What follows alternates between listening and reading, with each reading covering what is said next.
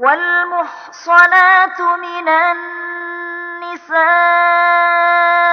إلا ما ملكت أيمانكم كتاب الله عليكم،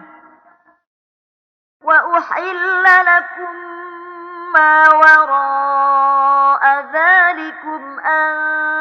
تبتغوا بأموالكم محصنين غير مسافحين، فما استمتعتم به منهن فآتوهن أجورهن فريضة، إن الله كان عليما حكيما. ومن لم يستطع منكم طولا أن ينكح المحصنات المؤمنات فمما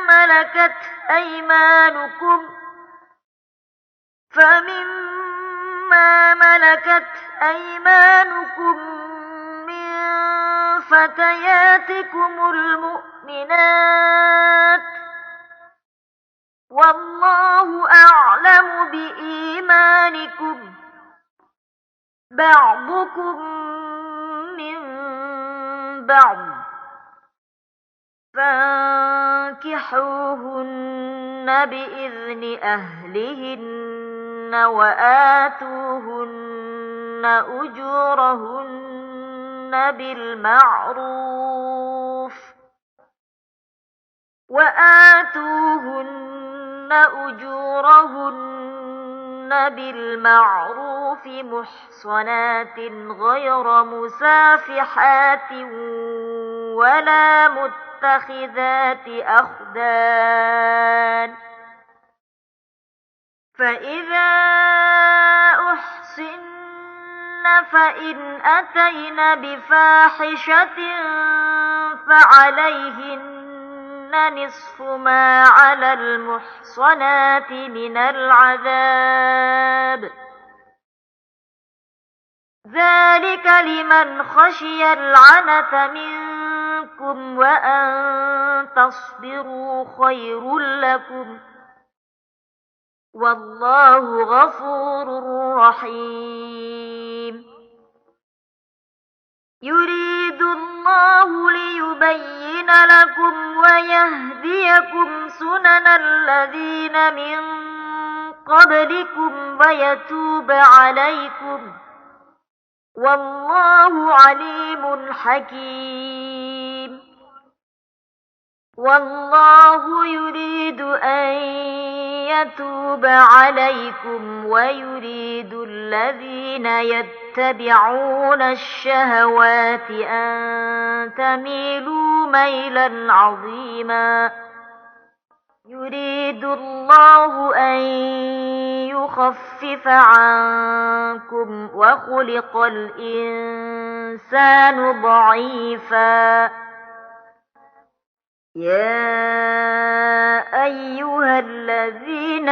آمنوا لا تأكلوا أموالكم بينكم بالباطل إلا أن تكون تجارة عن تراض منكم، ولا تقتلوا أنفسكم، إن الله كان بكم رحيما. ومن يفعل ذلك عدوانا وظلما فسوف نصليه نارا، وكان ذلك على الله يسيرا. إن تجتنبوا كبائر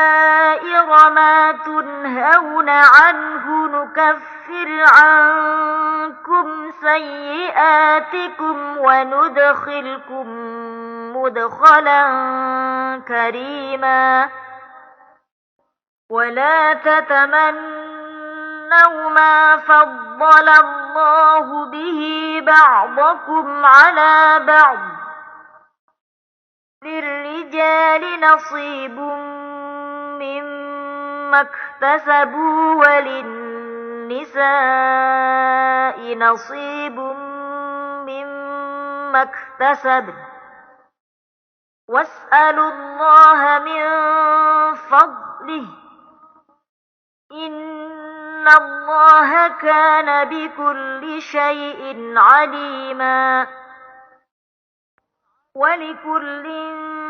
جعلنا موالي مما ترك الوالدان والأقربون والذين عقدت أيمانكم فآتوهم نصيبهم إن الله كان على كل شيء شهيدا الرجال قوامون على النساء بما فضل الله بعضهم على بعض وبما أنفقوا من أموالهم فالصالحات قانتات حافظات للغيب بما حفظ الله واللاتي تخافون نشوزهن فعظوهن واهجروهن في المضاجع واضربوهن فإن أطعنكم فلا تبغوا عليهن سبيلا إن الله كان عليا كبيرا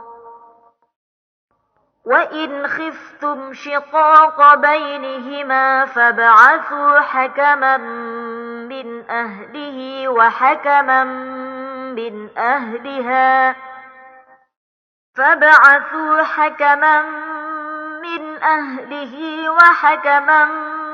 من أهلها إن يريدا إصلاحا يوفق الله بينهما إن الله كان عليما خبيرا واعبدوا الله ولا تشركوا به شيئا وبالوالدين إحسانا وبذي القربى واليتامى والمساكين والجار ذي القربى والجار الجنب والصاحب بالجنب وابن السبيل وما ملكت أيمانكم إن الله لا يحب من كان مختالا فخورا الذين يبخلون ويأمرون الناس بالبخل ويكتمون ما آتاهم الله من فضله وأعتدنا للكافرين عذابا مهينا والذين ينفقون أموالهم رئاء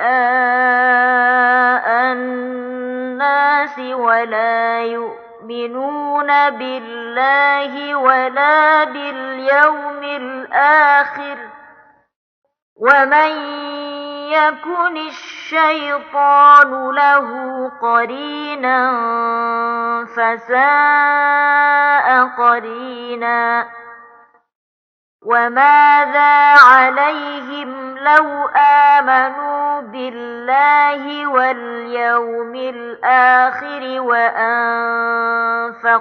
مما رزقهم الله وكان الله بهم عليما إن الله لا يظلم مثقال ذرة وإن تك حسنة يضاعفها ويؤت من لدنه أجرا عظيما فكيف إذا جئنا من كل أمة بشهيد وجئنا بك على هؤلاء شهيدا يومئذ يود الذين كفروا وعصوا الرسول لو تسوى بهم الأرض ولا يكتمون الله حديثا يا أيها الذين آمنوا لا تقربوا الصلاة وأنتم سكارى حتى تعلموا ما تقولون ولا جنبا إلا عابري سبيل حتى تغتسلوا وإن كنتم مرضى أو على سفر أو جاء أحد منكم من الغائط أو لامستم النساء فلم تجدوا ماء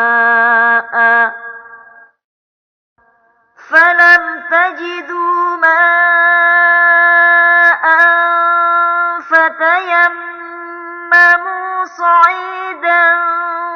طيبا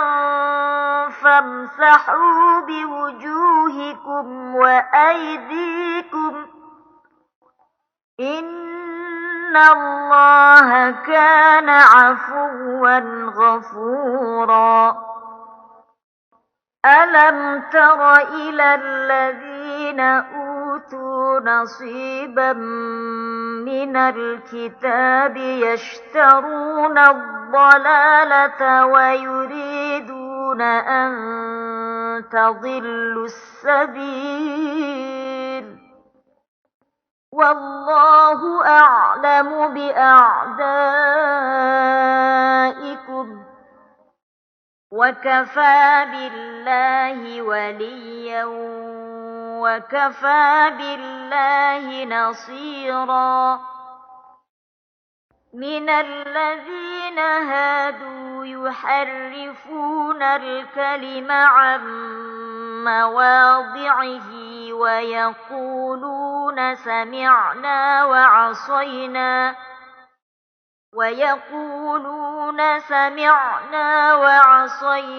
واسمع غير مسمع وراعنا ليا بألسنتهم وطعنا في الدين ولو أنهم قالوا سمعنا وأطعنا واسمع وانظرنا لكان خيرا لهم وأقوم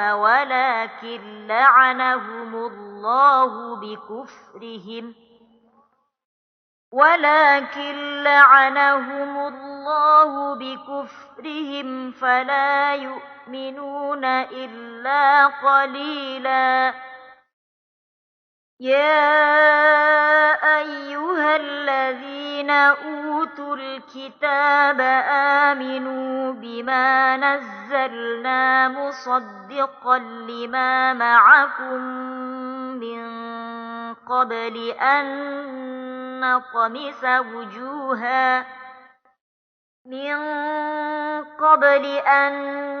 نطمس وجوها فنردها على أدبارها أو نلعنهم كما لعنا أصحاب السبت وكان أمر الله مفعولا إن الله لا يغفر أن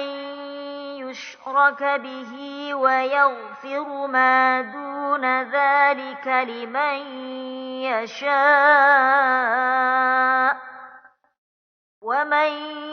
يشرك بالله فقد افترى إثما عظيما ألم تر إلى الذين يزكون أنفسهم بل الله يزكي من يشاء ولا يظلمون فتيلا انظر كيف يفترون على الله الكذب وكفى به إثما مبينا ألم تر إلى الذين أوتوا نصيبا من الكتاب يؤمنون بالجبت والطاغوت ويقولون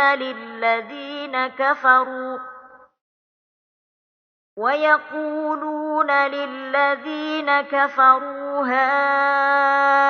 هؤلاء أهدى من الذين آمنوا سبيلا أولئك الذين لعنهم الله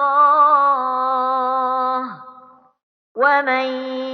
يلعن الله فلن تجد له نصيرا أم لهم نصيب من الملك فإذا لا يؤتون الناس نقيرا أم يحسدون الناس على ما آتاهم الله من فضله فقد آتينا آل إبراهيم الكتاب والحكمة وآتيناهم ملكا عظيما فمنهم من آمن به ومنهم من صد عنه وكفى بجهنم سعيرا إن الذين كفروا بآياتنا سوف نصليهم نارا كلما نضجت جلودهم بدلناهم جلودا غيرها ليذوقوا العذاب إن الله كان عزيزا حكيما والذين آمنوا وعملوا الصالحات سندخلهم جنات تجري من تحتها الأنهار خالدين فيها أبدا لهم فيها أزواج مطهرة وندخلهم ظلا ظليلا إن الله يأمركم أن تؤدوا الأمانات إلى أهلها وإذا حكمتم بين الناس أن تحكموا بالعدل إن الله نعم ما يعظكم به إن الله كان سميعا بصيرا يا أيها الذين آمنوا أطيعوا الله وأطيعوا الرسول وأولي الأمر منكم فإن تنازعتم في شيء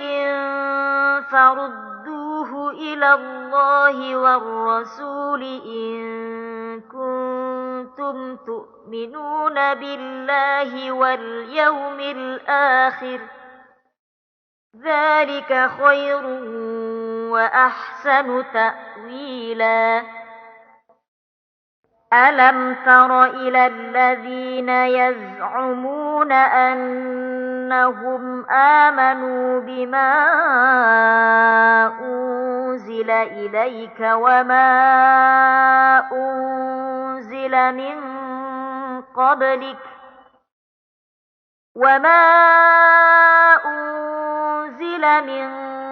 قبلك يريدون أن يتحاكموا إلى الطاغوت وقد أمروا أن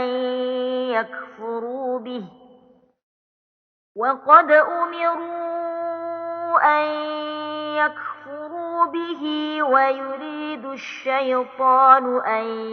يضلهم ضلالا بعيدا. وإذا قيل لهم تعالوا إلى ما أنزل الله وإلى الرسول رأيت المنافقين يصدون عنك صدودا. فكيف إذا أصابتهم مصيبة بما قدمت أيديهم ثم جاءوك يحلفون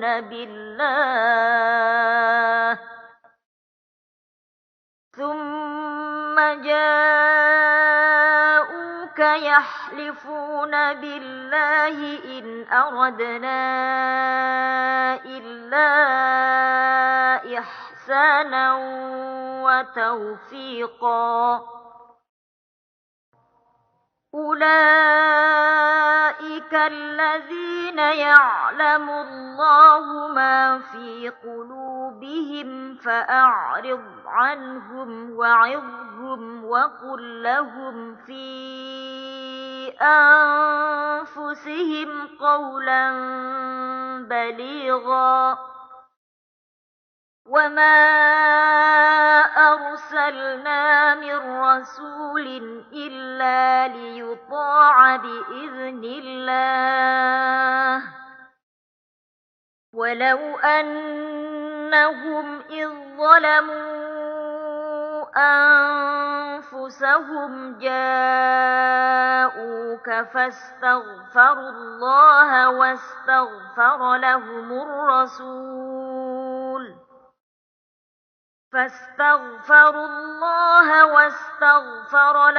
الرسول لوجدوا الله توابا رحيما.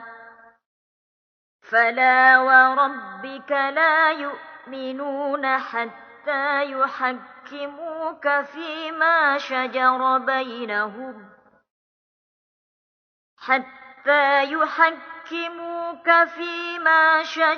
بينهم ثم لا يجدوا في أنفسهم حرجا مما قضيت ويسلموا تسليما. ولو أنا كتبنا عليهم أن اقتلوا أنفسكم أو اخرجوا من دياركم ما فعلوه إلا قليل منهم، ولو أنهم فعلوا ما يوعظون به لكان خيرا لهم وأشد تثبيتا. وإذا لآتيناهم من لدنا أجرا عظيما. ولهديناهم صراطا مستقيما ومن يطع الله والرسول فأولئك مع الذين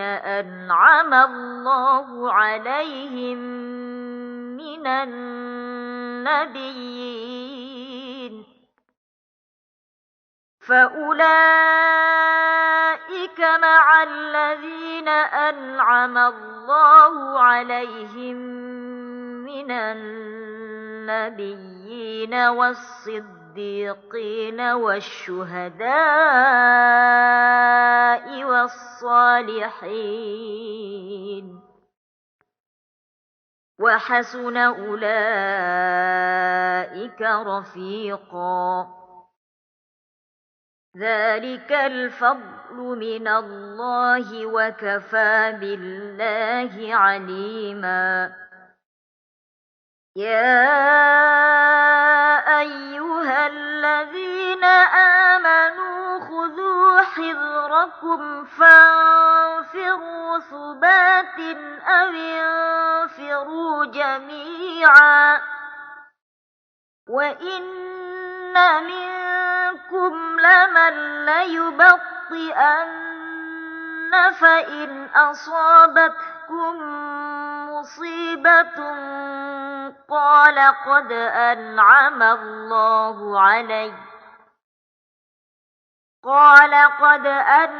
الله علي إذ لم أكن معهم شهيدا ولئن أصابكم فضل من الله ليقولن كأن لم تكن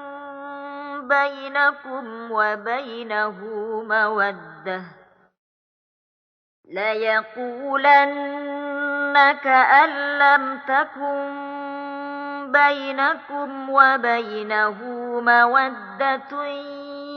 يا ليتني كنت معهم فأفوز فوزا عظيما فليقاتل في سبيل الله الذين يشرون الحياة الدنيا بالآخرة ومن يقاتل في سبيل الله فيقتل أو يغلب فسوف نؤتيه أجرا عظيما وما لكم لا تقاتلون في سبيل الله والمستضعفين من الرجال والنساء والولدان الذين يقولون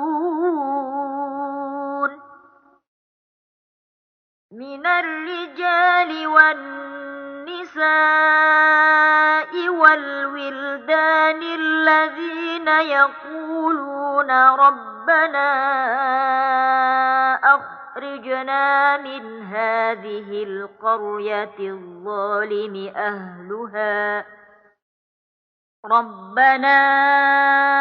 أخرجنا من هذه القرية الظالم أهلها واجعل لنا من لدنك وليا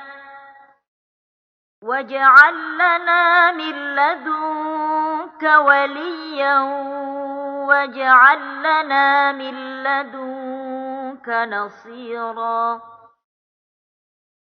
الذين آمنوا يقاتلون في سبيل الله والذين كفروا يقاتلون في سبيل الطاغوت فقاتلوا أولياء الشيطان إن كيد الشيطان كان ضعيفا ألم تر إلى الذين قيل لهم كفوا أيديكم وأقيموا الصلاة وآتوا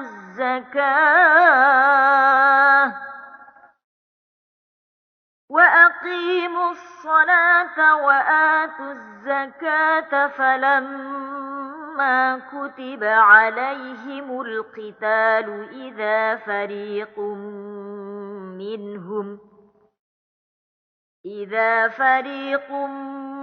منهم يخشون الناس كخشية الله أو أشد خشية وقالوا ربنا لم كتبت علينا القتال لولا أخرتنا إلى أجل قريب قل متاع الدنيا قليل والآخرة خير لمن اتقى ولا تظلمون فتيلا أينما تكونوا يدرككم الموت ولو كنتم في بروج مشيدة وإن تصبهم حسنة يقولوا هذه من عند الله وإن تصبهم سيئة يقولوا هذه من عندك قل كل من عند الله فما لهؤلاء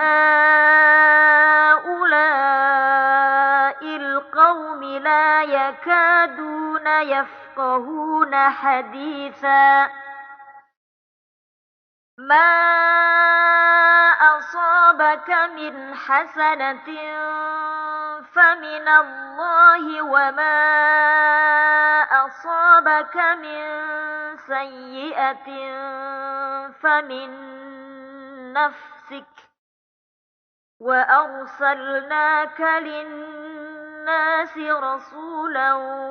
وكفى بالله شهيدا من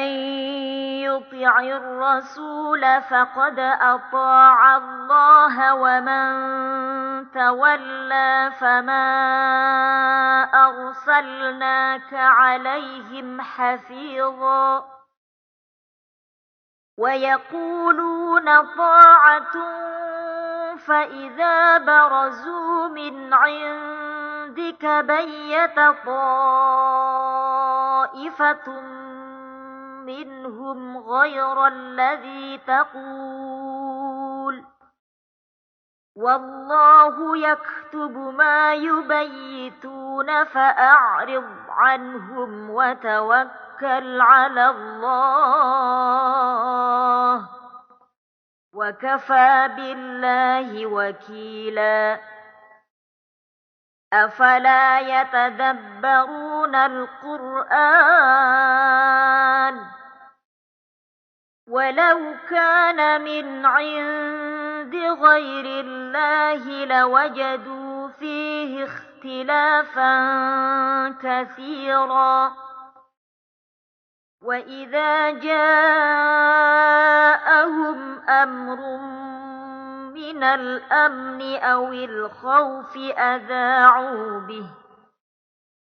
ولو ردوه إلى الرسول وإلى أولي الأمر منهم لعلمه الذين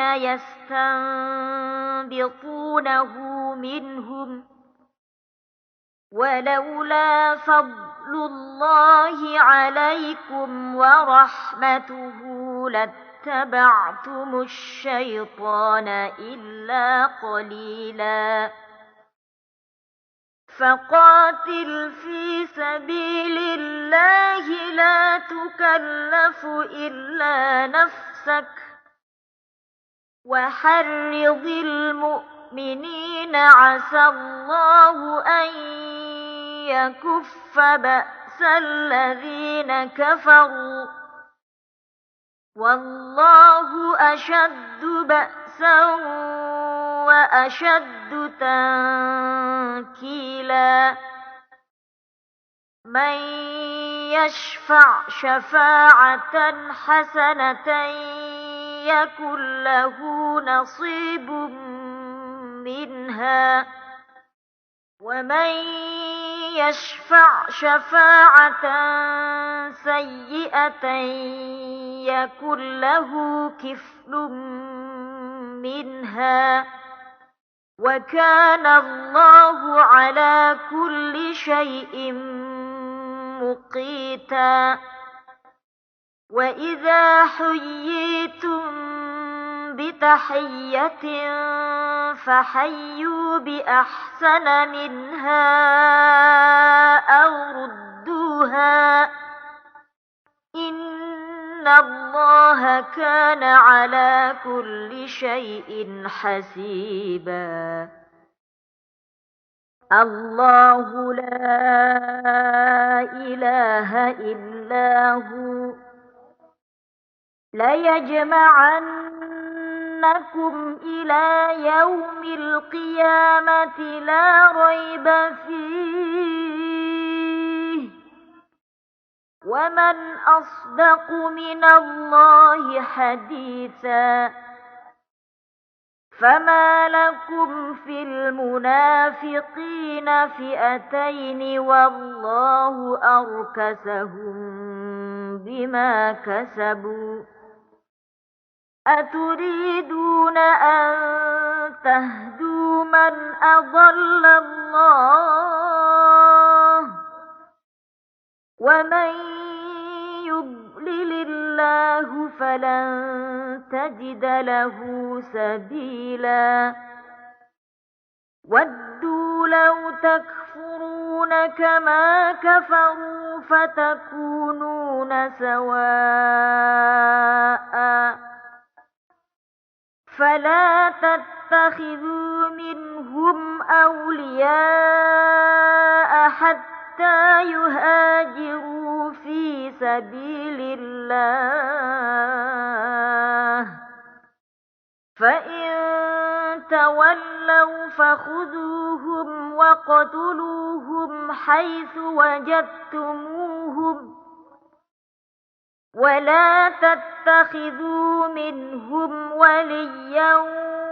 ولا نصيرا إلا الذين يصلون إلى قوم بينكم وبينهم ميثاق أو جاءوكم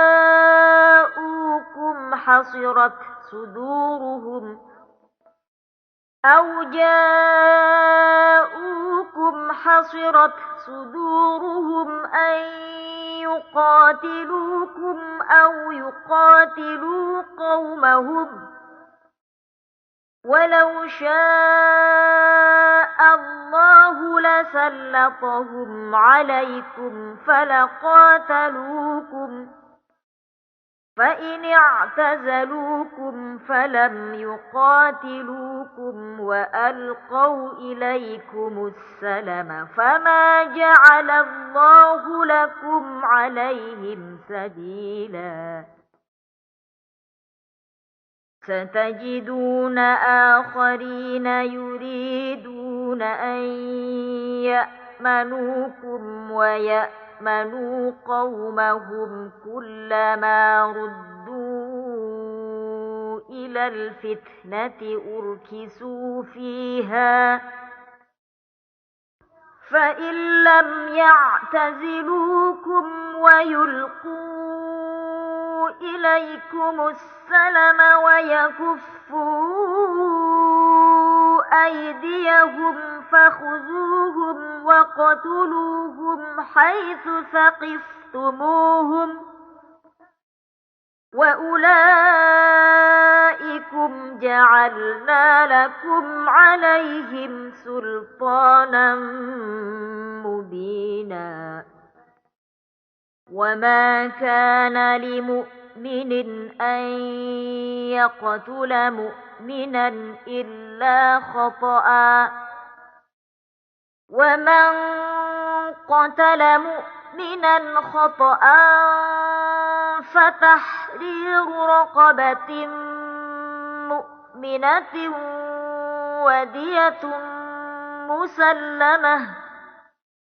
ودية مسلمة إلى أهله إلا أن يصدقوا، فإن كان من قوم عدو لكم وهو مؤمن فتحرير رقبة مؤمنة، وإن كان من قوم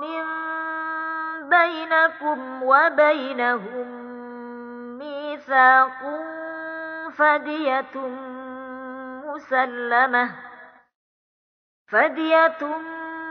مسلمة إلى أهله وتحرير رقبة مؤمنة، فمن لم يجد فصيام شهرين متتابعين توبة من الله، وكان الله عليما حكيما. ومن يقتل مؤمنا متعمدا فجزاؤه جهنم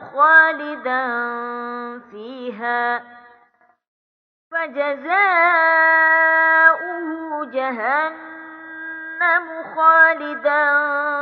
فيها وغضب الله عليه ولعنه وأعد له عذابا عظيما. يا أيها الذين آمنوا إذا ضربتم في سبيل الله فتبينوا ولا تقولوا لمن ألقى إليكم السلام لست مؤمنا تبتغون عرض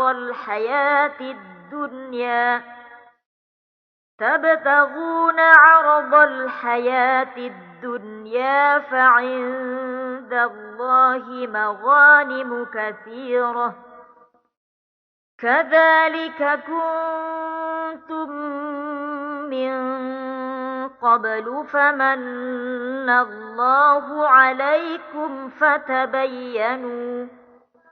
إن الله كان بما تعملون خبيرا.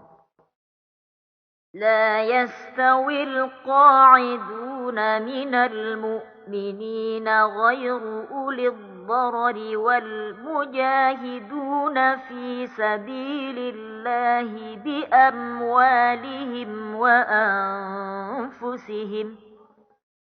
فضل الله المجاهدين بأموالهم وأنفسهم على القاعدين درجة، وكلا وعد الله الحسنى، وفضل الله المجاهدين على القاعدين أجرا عظيما. درجات منه ومغفرة ورحمة، وكان الله غفورا رحيما. إن الذين توفاهم الملائكة ظالمي أنفسهم قالوا فيم كنتم، قالوا كنا مستضعفين في الأرض، قالوا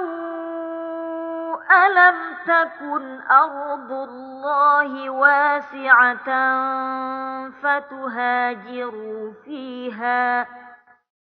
فأولئك مأواهم جهنم وساءت مصيرا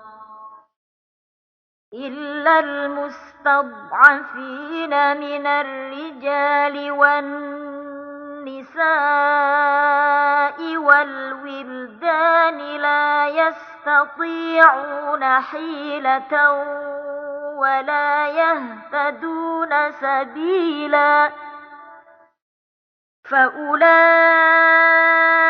عسى الله أن يعفو عنهم وكان الله عفوا غفورا ومن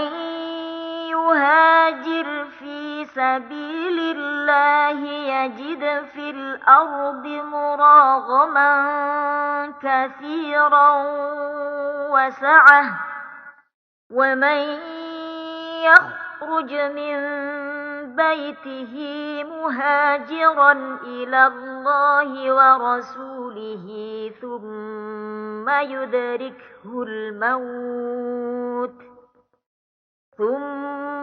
يدركه الموت فقد وقع أجره على الله وكان الله غفورا رحيما وإذا ضربتم في الأرض فليس عليكم جناح أن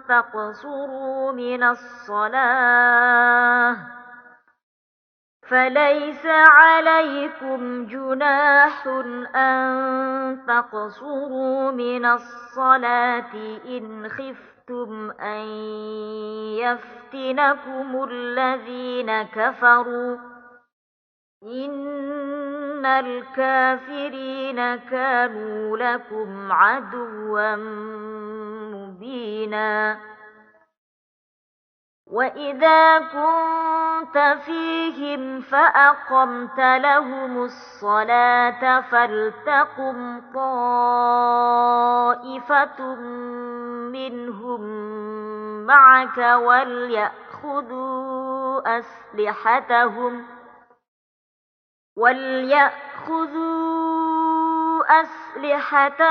فإذا سجدوا فليكونوا من ورائكم ولتأت طائفة أخرى لم يصلوا فليصلوا معك وليأخذوا حذرهم وأسلحتهم وَدَّ الَّذِينَ كَفَرُوا لَوْ تَغْفُلُونَ عَنْ أَسْلِحَتِكُمْ وَأَمْتِعَتِكُمْ فَيَمِيلُونَ عَلَيْكُمْ مَيْلَةً وَاحِدَةً وَلَا جُنَاحَ عَلَيْكُمْ إِن كَانَ بِكُمْ أَذًى مِّن مَّطَرٍ أَوْ كُنتُم مرضى أن تضعوا أسلحتكم وخذوا حذركم إن الله أعد للكافرين عذابا مهينا فإذا قضيتم الصلاة فاذكروا الله قياما وقعودا وعلى جنوبكم فإذا اطمأننتم فأقيموا الصلاة إن الصلاة كانت على المؤمنين كتابا موقوتا ولا تهنوا في ابتغاء القوم إن تكونوا تألمون فإنهم يألمون كما تألمون وترجون من الله ما لا يرجون وكان الله عليما حكيما إنا أنزلنا إليك الكتاب بالحق لتحكم بين الناس بما أراك الله ولا تكن للخائنين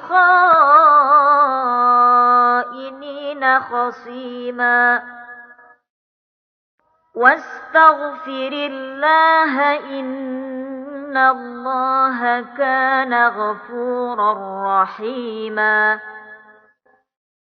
ولا تجادل عن الذين يختانون أنفسهم إن الله لا يحب من كان خوانا أثيما يستخفون من الناس ولا يستخفون من الله وهو معهم إذ يبيتون ما لا يرضى من القول وكان الله بما يعملون محيطا ها أنتم هؤلاء جادلتم عنهم في الحياة الدنيا فمن يجادل الله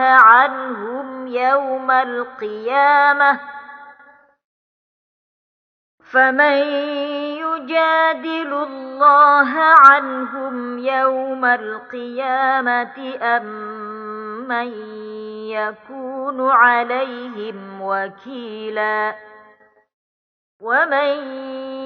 يعمل سوءا أو يظلم نفسه ثم يستغفر الله يجد الله غفورا رحيما ومن يكسب إثما فإنما يكسبه على نفسه وكان الله عليما حكيما ومن يكسب خطيئة أو إثما ثم يرم به بريئا فقد احتمل بهتانا وإثما مبينا ولولا فضل الله عليك ورحمته لهم طائفة منهم أن يضلوك وما يضلون إلا أنفسهم وما يضرونك من شيء وأنزل الله عليك الكتاب والحكمة وعلمك ما لم تكن تعلم وكان فضل الله عليك عظيما لا خير في كثير من نجواهم إلا من أمر بصدقة أو معروف أو إصلاح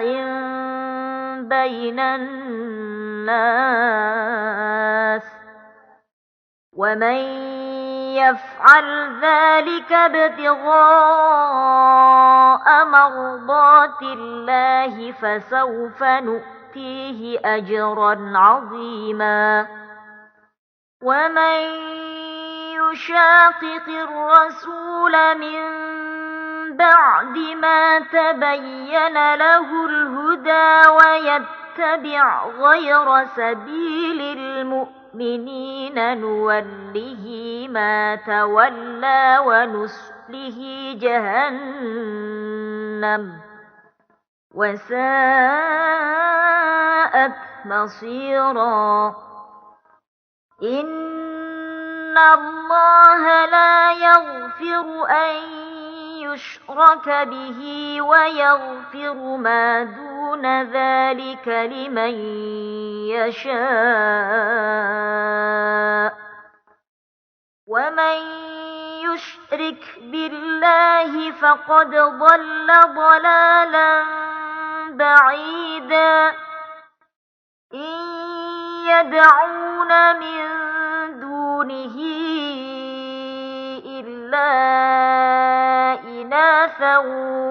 وإن يدعون إلا شيطانا مريدا.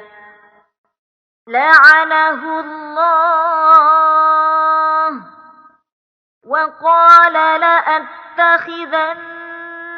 من عبادك نصيبا مفروضا ولأضلنهم ولأمنينهم ولآمرنهم فليبتكن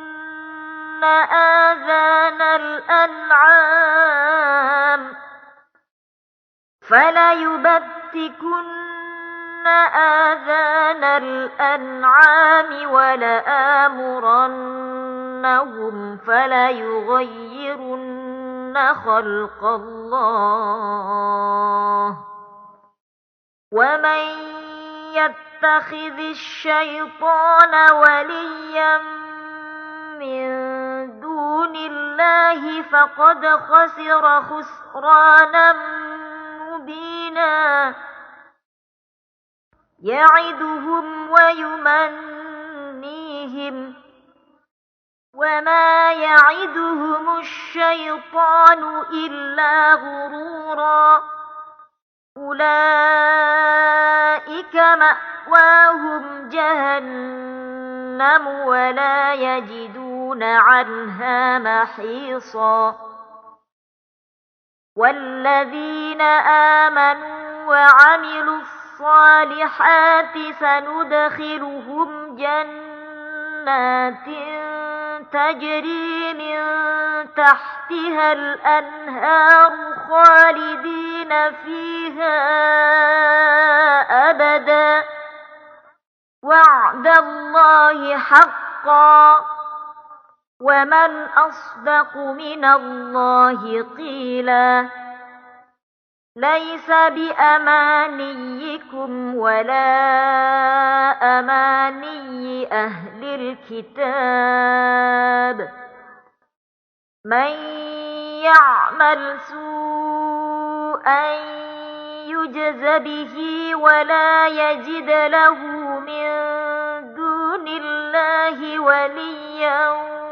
ولا نصيرا. ومن يعمل من الصالحات من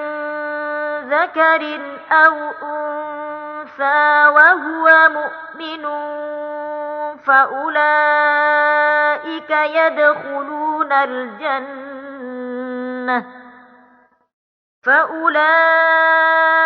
يدخلون الجنة ولا يظلمون نقيرا.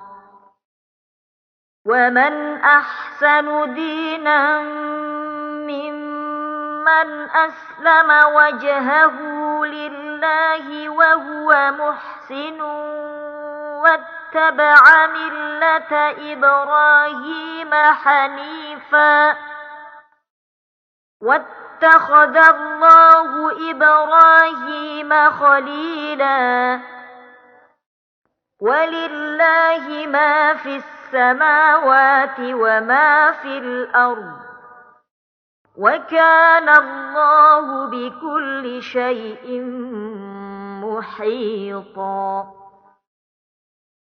ويستفتونك في النساء قل الله يفتيكم فيهن وما يتلى عليكم في الكتاب في يتامى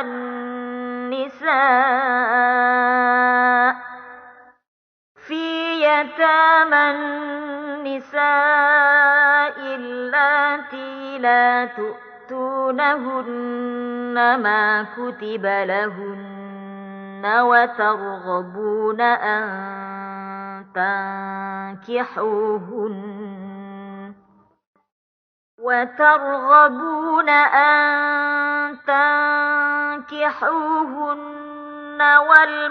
والمستضعفين من الولدان وأن تقوموا لليتامى بالقسط وما تفعلوا من خير فإن الله كان به عليما وإن امرأة خافت من بعلها نشوزا أو إعراضا فلا جناح عليهما أن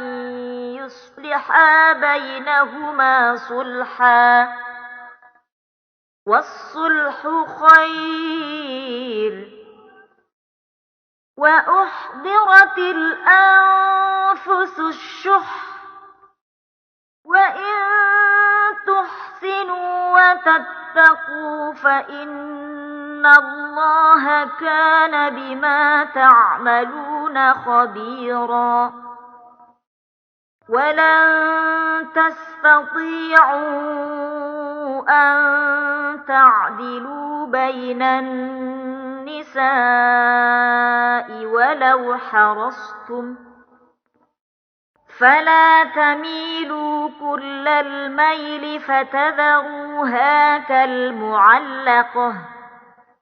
وإن تصلحوا وتتقوا فإن الله كان غفورا رحيما وإن يتفرقا يغن الله كلا من سعته وكان الله واسعا حكيما ولله ما في السماوات وما في الأرض ولقد وصينا الذين أوتوا الكتاب من قبلكم وإياكم أن اتقوا الله وإن تكفروا فإن لله ما في السماوات وما في الأرض وكان الله غنيا حميدا ولله ما في السماوات وما في الأرض وكفى بالله وكيلا إن يشأ يذهبكم أيها الناس ويأت بآخرين وكان الله على ذلك قديرا من كان يريد ثواب الدنيا فعند الله ثواب الدنيا والآخرة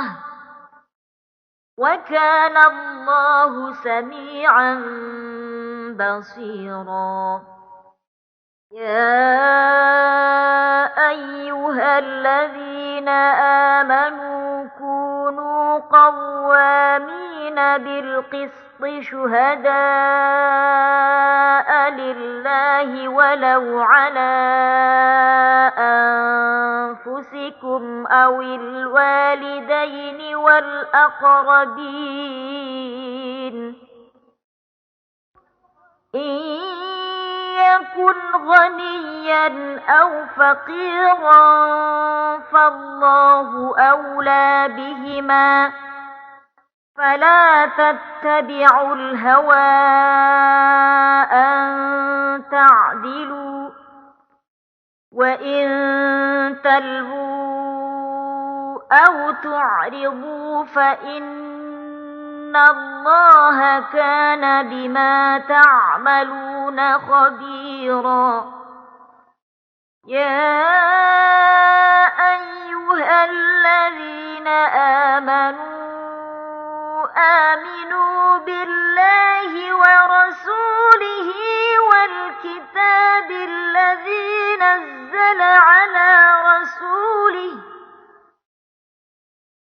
والكتاب الذي نزل على رسوله والكتاب الذي أنزل من قبل ومن يكفر بالله وملائكته وكتبه ورسله واليوم الآخر فقد ضل ضلالا بعيدا إن الذين آمنوا ثم كفروا ثم آمنوا ثم كفروا ثم ازدادوا كفرا لم يكن الله ليغفر لهم ولا ليهديهم سبيلا بشر المنافقين بأن لهم عذابا أليما الذين يتخذون الكافرين أولياء من دون المؤمنين أيبتغون عندهم العزة فإن العزة لله جميعا وقد نزل عليكم في الكتاب أن إذا سمعتم آيات الله يكفر بها ويستهزأ بها فلا تقعدوا معهم حتى يخوضوا في حديث غيره إنكم إذا مثلهم إن الله جامع المنافقين والكافرين في جهنم جميعا الذين يتربصون بكم فإن كان لكم فتح من الله